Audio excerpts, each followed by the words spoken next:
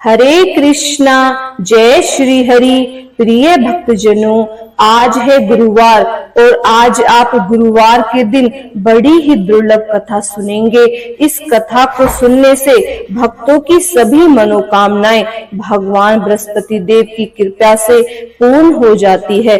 तो आइए बड़ी ही श्रद्धा और प्रसन्न मन से इस कथा का श्रवण करते हैं। बोलिए बृहस्पति भगवान की जय। आइए श्रवण करते हैं। प्राचीन समय की बात है। भारत में एक राजा राज्य करता था। वह बड़ा प्रतापी तथा दानी था। वह नित्य प्रतिदिन मंदिर में भगवान दर्शन करने जाता था। वह बृहस्पति और गुरु की सेवा किया करता था। उसके द्वार से कोई भी याचक निराश होकर नहीं लौटता था। वह प्रत्येक गुरुवार को व्रत रखता एवं पूजन करता और वह हर दिन गरीबों की सहायता किया करता था। परंतु यह सब बातें उसकी रानी को अच्छी नहीं लगती थी। वह न तो व्रत करती थी और न ही किसी को एक पैसा भी दान में देती थी।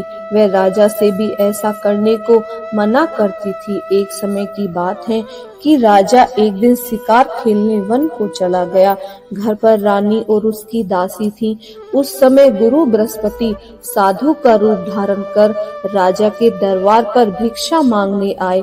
साधु ने रानी से भिक्षा मांगी तो वह कहने लगी, हे साधु महाराज, मैं इस दान और पुण्य से तंग आ गई हूँ। इस कार्य के लिए तो मेरे पति ही काफी हैं, वो बहुत दान करते हैं। अब आप ऐसी कृपा करें कि सारा धन नष्ट हो जाए तथा मैं आराम से रह सकूं। साधु रूपी बृहस्पति ने कहा, हे देवी, तुम बड़ी विचित्र हो। संतान और धन से तो कोई भी दुखी नहीं होता, इसको सभी चाहते हैं। पापी भी पुत्र और धन की इच्छा करता है। अगर तुम्हारे पास धन अधिक है तो तुम भूखे मनुष्य को भोजन कराओ, प्याऊ लगाओ, ब्राह्मणों को दान दो, धर्मशाला बनवाओ, कुआं, तालाब, बावड़ी, बाग बगीचे आदि का निर्माण कराओ तथा निर्धनों की कन्याओं को उनका विवाह कराओ, साथ ही यज्ञ आदि कराओ। इस प्रकार के कर्मों से आपके कुल का और आपका नाम परलोक में भी सार्थक होगा एवं तुम्हें स्वर्ग की प्राप्ति होगी। परंतु रानी साधु की इन बातों से खुश नहीं हुई। उसने कहा, हे साधु महाराज, मुझे ऐसे धन की आवश्यकता नहीं जिसको मैं अन्य लोगों में दान देती फिरूं तथा जिसको रखने और संभालने में मेरा सारा समय नष्ट हो जाए। साधु ने कहा, हे देवी, यदि तुम्हें ऐसी इच्छा है तो जैसा मैं तुम्हें बताता हूँ तुम वैसा ही करना।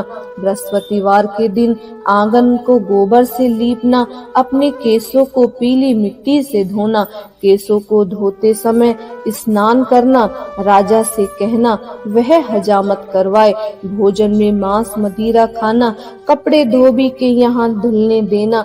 इस प्रकार 7 बृहस्पतिवार करने से तुम्हारा सारा धन नष्ट हो जाएगा।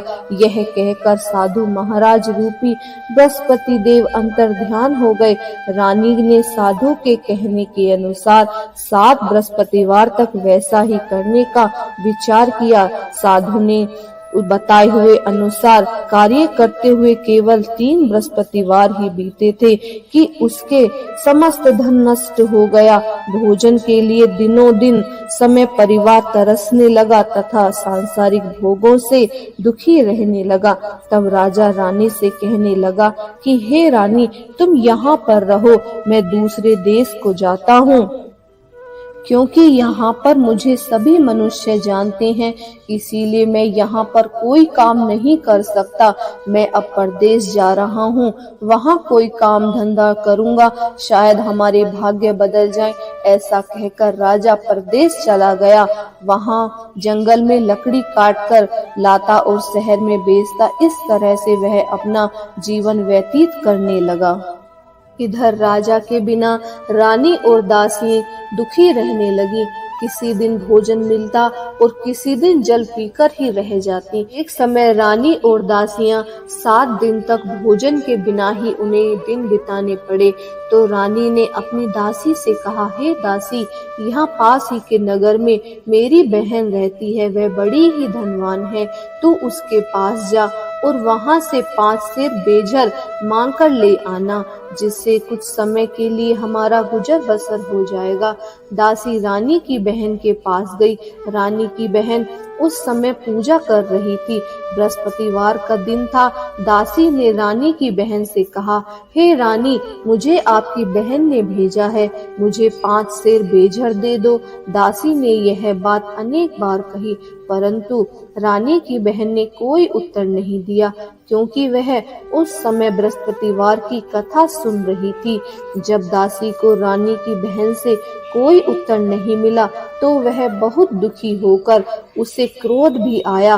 वह लौटकर रानी से बोली, हे रानी, आपकी बहन बहुत ही घमंडी है, वह छोटे लोगों से बात भी नहीं करती। मैंने उससे कहा तो उसने तो कोई उत्तर ही नहीं दिया। मैं वापस आपके पास चली आई। रानी बोली, हे दासी, इसमें उसका कोई दोष नहीं है। जब बुरे दिन आते हैं तब कोई सहारा नहीं देता। अच्छे बुरे का पता विपत्ति में ही लगता है। जो ईश्वर की इच्छा होगी वही होगा। यह सब हमारे भाग्य का दोष है। उधर रानी की बहन ने सोचा कि मेरी बहन की दासी आई थी, परंतु मैं उसे बोली ही नहीं, इससे उससे बहुत दुख हुआ होगा। अतः कथा सुन और विष्णु भगवान का पूजन समाप्त कर वह अपनी बहन के घर आई और कहने लगी, हे बहन, मैं बृहस्पतिवार का व्रत कर रही थी, तुम्हारी दासी हमारे घर आई थी, परंतु जब तक कथा होती है तब तक हम लोग ना तो उठते हैं और ना ही बोलते हैं, इसीलिए मैं नहीं बोली। कहो दासी क्यों आई थी? रानी बोली, बहन, हमारे घर अनाज नहीं है, वैसे तुमसे कोई बात छिपी नहीं है, इस कारण मैंने दासी को तुम्हारे पास 5 सेर बेजर लेने के लिए भेजा था। रानी की बहन बोली, बहन देखो, बृहस्पतिवार भगवान सबकी मनोकामना पूर्ण करते हैं, देखो शायद तुम्हारे घर में ही अनाज रखा होगा। यह सुनकर दासी अंदर घर के अंदर गई तो वहां उसे एक घड़ा बेजर का भरा हुआ मिला। उसे बड़ी हैरानी हुई, क्योंकि उसने एक एक बर्तन देखा था, वह सब खाली थे। उसने बाहर आकर रानी को बताया। दासी अपनी रानी से कहने लगी, हे रानी, देखो, वैसे हमको जब अन्न नहीं मिलता तो हम हर रोज भोजन के बिना ही तो रहते हैं, वह व्रत के समान ही तो होता है। अगर इसमें इस व्रत की विधि और कथा पूछ ली जाए तो उससे हमारा भी क्या पता भला हो जाए। दासी कहने लगी। रानी ने अपनी बहन से बृहस्पतिवार व्रत के बारे में पूछा। उसकी बहन ने बताया, हे रानी, बहन, बृहस्पतिवार को सूर्योदय से पूर्ण उठकर स्नान करके बृहस्पतिवार का व्रत रखना चाहिए, लेकिन उस दिन सिर नहीं धोना चाहिए। बृहस्पतिवार के व्रत में चने की दाल और मुनक्के से भगवान विष्णु और केले के वृक्ष की जड़ से पूजन करें तथा दीपक जलावें। उस दिन एक ही समय भोजन करें, भोजन पीले खाक पदार्थ का करें तथा कथा सुने। इस प्रकार करने से गुरु भगवान प्रसन्न होते हैं, अन्न पुत्र धन देते हैं। इस तरह व्रत और पूजन की विधि बताकर रानी की बहन अपने घर लौट गई। रानी और दासी दोनों ने निश्चय किया कि वे बृहस्पतिवार भगवान का पूजन जरूर करेंगी। 7 दिन बाद जब बृहस्पतिवार आया तो उन्होंने व्रत रखा। गुड़शाला में जाकर चना और गुड़ बीन कर लाईं तथा उसी दाल से केले की जड़ में विष्णु भगवान का पूजन किया। अब भोजन कहाँ से आए? दोनों बड़ी दुखी हुई, परंतु उन्होंने व्रत किया था, इस कारण बृहस्पति देव भगवान प्रसन्न थे। वे एक साधारण व्यक्ति के रूप में 2 थाली में पीला भोजन लेकर आए और दासी को देकर बोले, हे दासी, यह भोजन तुम्हारे और रानी के लिए है, तुम दोनों इस भोजन को कर लेना। दासी भोजन पाकर बड़ी प्रसन्न हुई और रानी से बोली, रानी जी, भोजन कर लो। रानी को भोजन आने के बारे में कुछ भी पता नहीं था, इसलिए वह बोली दासी से, तू ही कर ले जा भोजन, क्यों तू हमारी व्यर्थ में हंसी उड़ाती है। दासी बोली, एक व्यक्ति अभी भोजन दे गया है। रानी कहने लगी, वह भोजन तेरे लिए ही दे गया होगा, तू ही भोजन कर ले। दासी ने कहा, वह व्यक्ति हम दोनों के लिए 2 थालों में भोजन दे गया है, इसीलिए मैं और आप दोनों ही साथ साथ भोजन करेंगी। फिर दोनों ने गुरु भगवान को नमस्कार कर भोजन प्रारंभ किया। उसके बाद से वे प्रत्येक बृहस्पतिवार को गुरु भगवान का व्रत और पूजन करने लगी। बृहस्पतिवार भगवान की कृपा से उनके पास धन हो गया, परंतु रानी फिर पहले की तरह से आलस्य करने लगी। तब दासी बोली, देखो रानी, तुम पहले भी इस प्रकार आलस्य करती थी, तुम्हारे धन के रखने में कष्ट होता था, इस कारण सभी धन नष्ट हो गया। अब गुरु भगवान की कृपा से धन मिला है तो फिर से तुम्हें आलस होता है। बड़ी मुसीबतों के बाद हमारे यहाँ धन आया है, इसीलिए हमें दान पुण्य करना चाहिए।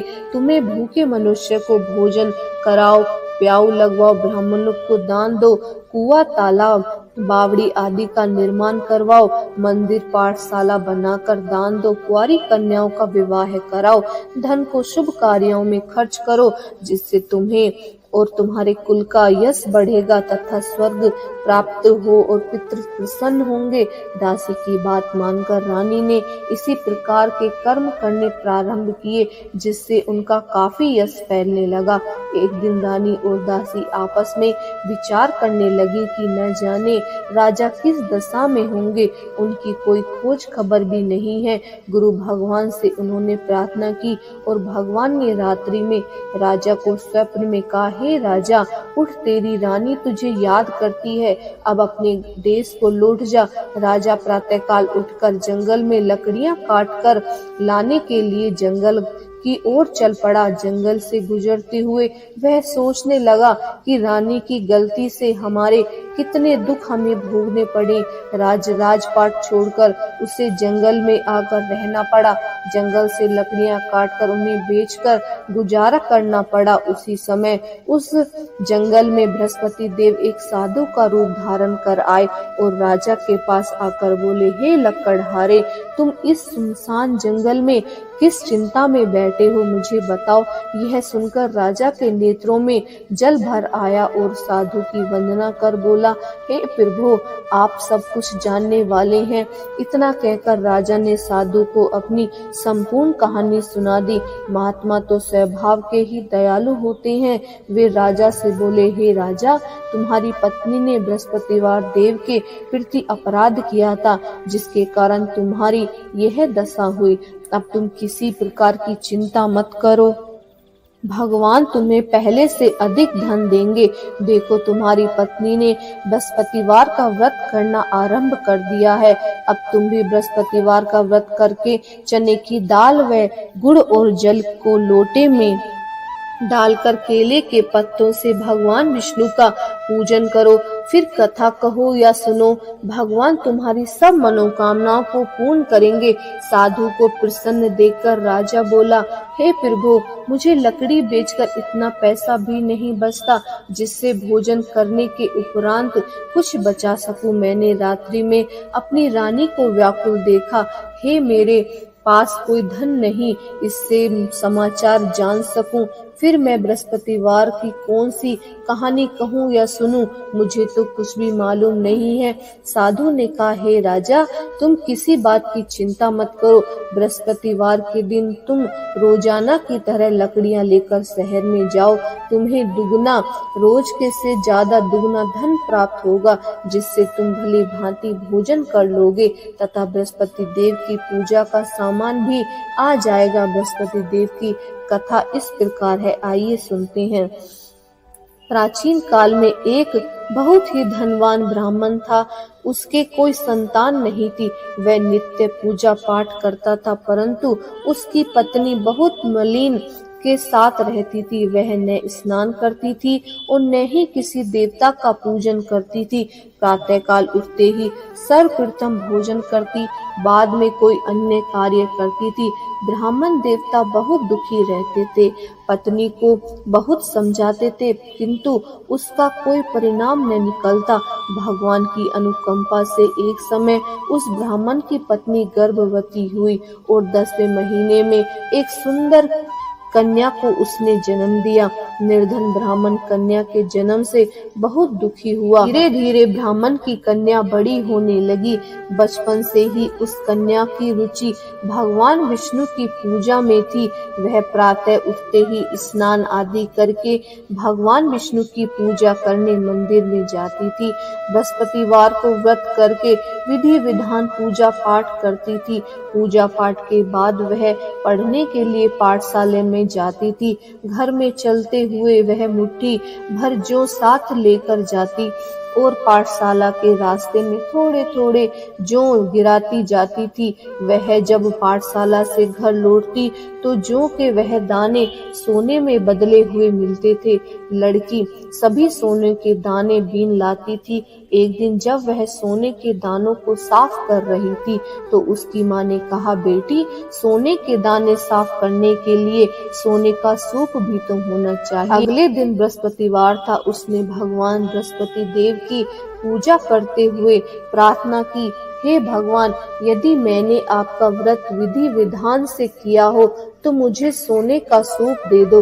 भगवान बृहस्पतिवार देव ने उसकी मनोकामना पूर्ण करने का वचन दिया।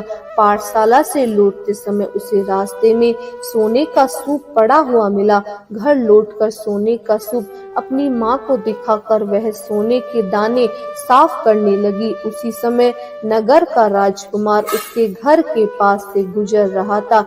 उस सुंदर लड़की को सोने के सूप में जौ साफ करते देख राजकुमार का उस पर मन मोहित हो गया। महल में लौटकर राजकुमार ने राजा से उस लड़की के विवाह करने की इच्छा प्रकट की तो राजा ने ब्राह्मण को महल में बुलाकर राजकुमार से उसकी लड़की के विवाह की बात कही। ब्राह्मण तैयार हो गया। धूमधाम से उस लड़की का विवाह राजकुमार से हो गया। दुल्हन बनकर ब्राह्मण की लड़की महल में चली गई। लड़की के चले जाने से ब्राह्मण फिर निर्धन हो गया। उसे कई कई दिनों तक भोजन नहीं मिलता था। वह बहुत दुखी होकर ब्राह्मण एक दिन अपनी लड़की के पास गया। उस अपने पिता से निर्धनता का समाचार सुनकर उसे बहुत सा धन देकर पिता को उसने विदा किया। उस धन से ब्राह्मण के कुछ दिन तो आराम से गुजर गए, लेकिन जल्दी ही फिर भूखे मरने की हालत हो गई। ब्राह्मण अपनी लड़की से धन लेने के लिए फिर महल में पहुंचा। लड़की ने पिता की बुरी हालत देखकर कहा, पिताजी, आखिर आप कब तक मुझसे धन लेकर अपना जीवन व्यतीत करेंगे? आप कोई ऐसा उपाय क्यों नहीं करते जिससे आपका घर धन धान्य से भर जाए? ब्राह्मण ने कहा, मैंने तेरी माँ को बहुत समझाया पर उसकी समझ में कुछ नहीं आता। उसका फूहड़पना नष्ट हो तो घर की निर्धनता भी दूर हो जाएगी। तब कुछ सोचकर लड़की ने पिता से कहा, पिताजी, आप कुछ दिनों के लिए माँ को मेरे पास छोड़ जाओ। तब कुछ सोचकर ब्राह्मण पत्नी को लड़की के पास महल में छोड़ आया। लड़की ने अपनी माँ से कहा, माँ, तुम प्रातःकाल उठकर स्नान आदि करके भगवान बृहस्पति देव की पूजा अवश्य करना। पूजा करने से तुम्हारी निर्धनता अवश्य दूर हो जाएगी। लेकिन उसकी माँ ने उसकी कोई बात नहीं मानी। तब क्रोधित होकर लड़की ने अपनी माँ को एक कक्ष में बंद कर दिया। सूर्योदय के समय माँ को उठाकर जबरदस्ती उसे स्नान कराया और फिर मंदिर में ले जाकर भगवान बृहस्पति देव की पूजा कराई। कुछ दिनों तक ऐसा करने से माँ की बुद्धि में परिवर्तन हुआ और वह स्वयं बृहस्पतिवार का व्रत रखने लगी। उसके व्रत रखने से ब्राह्मण के घर में भगवान विष्णु की अनुकंपा से धन की वर्षा होने लगी। दोनों पति पत्नी धन संपत्ति पाकर आनंदित पूर्वक जीवन व्यापन करते हुए विष्णु धाम को चले गए। लकड़हारा बने राजा ने उस साधु से भगवान बृहस्पति देव की यह कथा सुनकर बृहस्पतिवार का व्रत करके भगवान विष्णु की पूजा की। उस दिन से उसके सभी कलेश दूर हो गए, लेकिन अगले बृहस्पतिवार को कामकाज से अधिक व्यस्त रहने के कारण उसने भगवान बृहस्पति देव जी का व्रत नहीं किया। भगवान बृहस्पति देव लकड़हारे से क्रोधित हो गए और उसे भूल की सजा दी। उस दिन नगर के राजा ने नगर में घोषणा करके सबको सूचित किया, प्रत्येक नागरिक मेरे महल में भोजन करने आए, जो नहीं आएगा उसे अपराध मानकर भारी दंड दिया जाएगा। लकड़हारा बने राजा ने उस नगर के राजा की घोषणा तो सुनी, लेकिन जंगल से लकड़ी काट कर लाने और उन्हें बेचने में देर हो जाने के कारण वह समय पर महल में भोजन करने नहीं जा सका। अतः राजा के सैनिक लकड़हारे को पकड़कर महल में ले आए। राजा ने उसे महल में एक कक्ष में बैठाकर भोजन कराया। उस कक्ष में एक खूंटी पर रानी का सोने का हार लटका हुआ था। लकड़हारा अकेला उस कक्ष में भोजन कर रहा था। तभी उसने एक आश्चर्यजनक घटना घटती हुई देखी। देखते ही देखते वह खूंटी हार को निगल गई। थोड़ी देर के बाद राजा ने हार को गायब देखा तो लकड़हारे को कारावास में डलवा दिया। लकड़हारा मन ही मन अपने भाग्य को कोसने लगा। तभी उसे जंगल में मिले साधु का स्मरण हो आया। थोड़ी देर में भगवान बृहस्पति देव सन्यासी के रूप में उसके सामने प्रकट हुए और कहा, हे लकड़हारे, तूने भगवान बृहस्पति देव की पूजा नहीं की, इसी कारण तुम्हें कष्ट हुआ है। लेकिन अब तुम चिंता मत करो, बृहस्पतिवार के दिन कारागार के दरवाजे पर तुम्हें कुछ पैसे पड़े मिलेंगे। उन पैसों से भगवान बृहस्पति देव का व्रत करके उनकी पूजा करोगे तो तुम्हारे सब दुख नष्ट हो जाएंगे। बृहस्पतिवार के दिन दरवाजे पर पड़े मिले पैसों से चने और गुड़ मंगवाकर लकड़हारे ने बृहस्पतिवार की कथा कही और तो भगवान बृहस्पति देव ने प्रसन्न होकर उस नगर के राजा को स्वप्न में लकड़हारे को कारागार से मुक्त करने को कहा। सुबह राजा ने अपने कक्ष में आकर देखा तो खूंटी पर रानी का हार टंगा हुआ था। राजा ने लकड़हारे को मुक्त कर दिया और उसे धन और आभूषण देकर विदा किया। लकड़हारा बना राजा उस नगर में चलकर अपने नगर में पहुंचा तो उस नगर में कुएं, धर्मशाला, बाग बगीचे देखकर बहुत प्रसन्न हुआ। राजा ने किसी से पूछा, ये कुएं, धर्मशालाएं किसने बनवाई हैं? सबने उसे बताया कि ये सब रानी और उसकी दासी ने बनवाए हैं। राजा महल में पहुंचा तो रानी से उसका भव्य स्वागत किया। तब राजा ने निश्चय किया कि सप्ताह में एक बार तो सभी बृहस्पति देव का व्रत तथा पूजन करते हैं। मैं दिन में 3 बार बृहस्पतिवार की कथा कहूँगा। कुछ दिनों के बाद राजा को अपनी बहन की याद आई। एक दिन घोड़े पर सवार होकर राजा अपनी बहन से मिलने चल दिया। अभी राजा नगर के बाहर पहुंचा ही था कि उसने कुछ लोगों को एक शव को ले जाते देखा।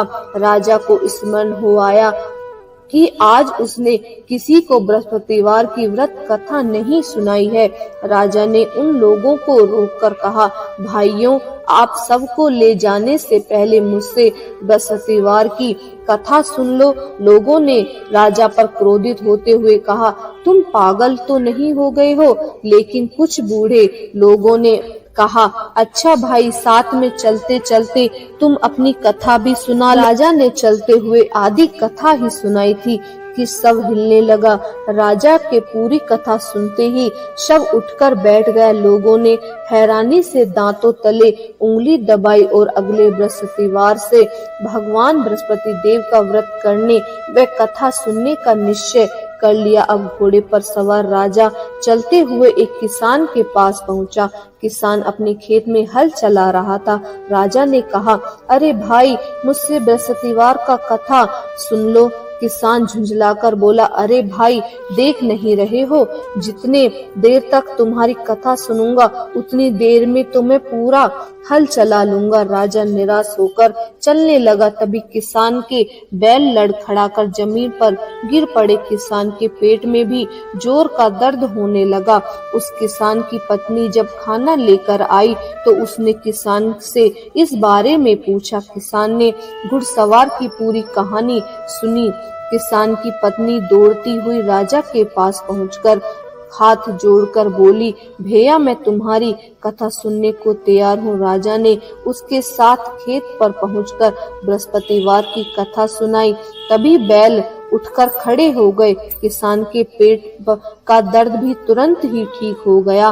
राजा अपनी बहन के घर पहुंचा तो उसकी बहुत आव भगत हुई। अगले दिन सुबह उठकर राजा ने देखा कि घर के सभी लोग भोजन कर रहे हैं। किसी भूखे को बृहस्पतिवार की कथा सुनाए बिना राजा भोजन नहीं करता था। उसने बहन से कहा, बहन, क्या घर में कोई ऐसा व्यक्ति नहीं है जिसने अभी तक भोजन न किया हो?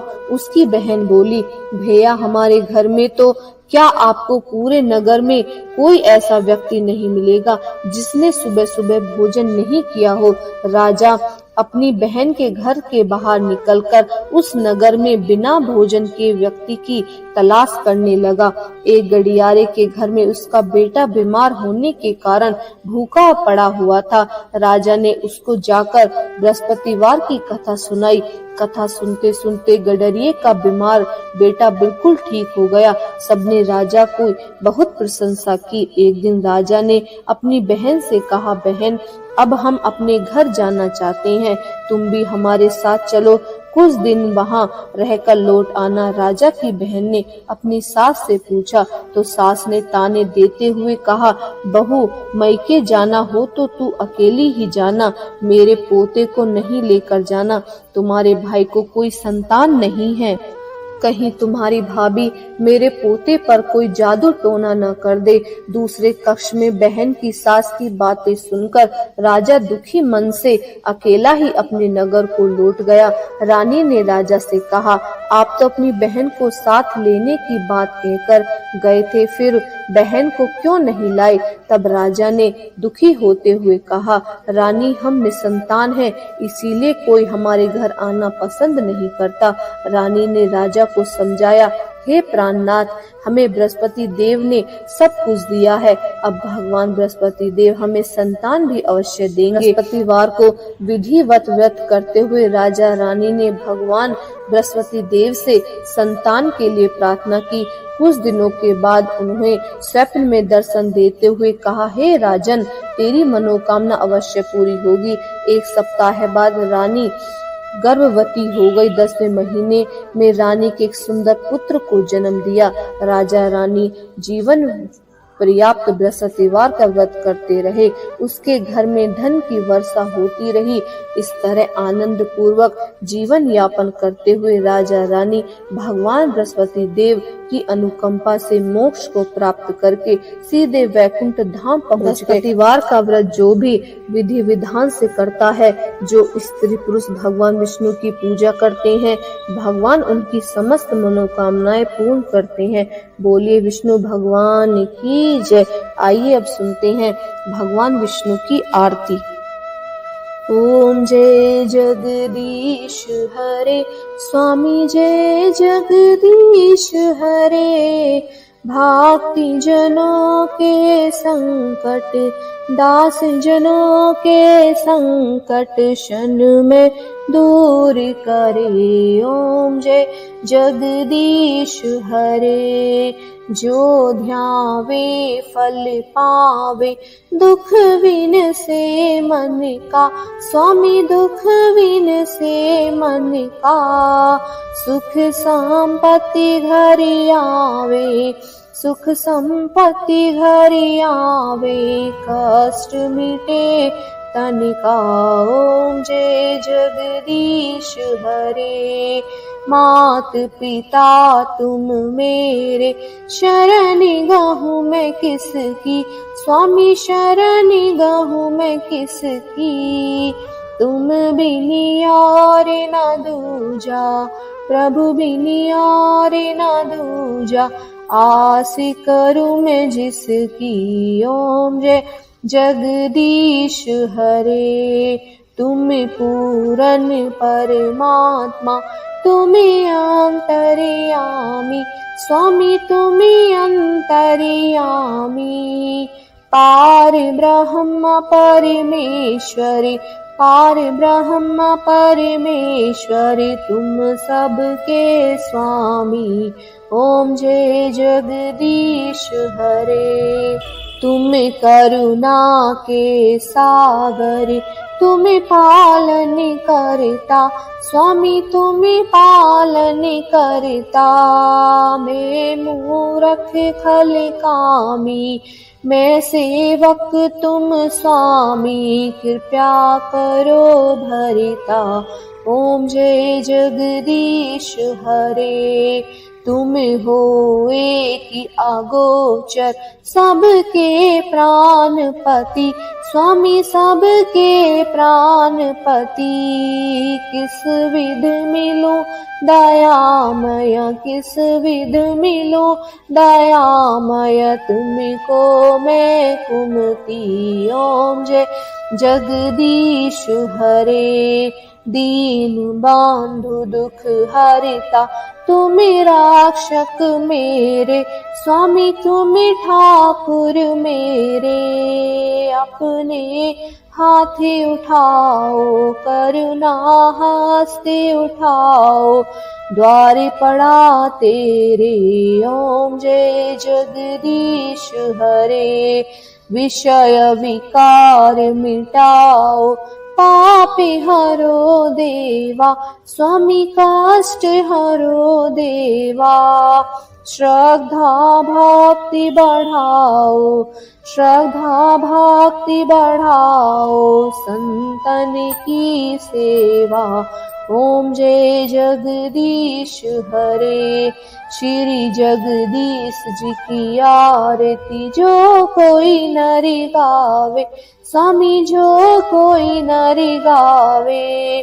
कहत शिवानंद स्वामी, कहत शिवानंद स्वामी, सुख संपत्ति घर आवे। ओम जय जगदीश हरे। बोलिए बृहस्पति भगवान की जय, विष्णु भगवान की जय, लक्ष्मी माता की जय।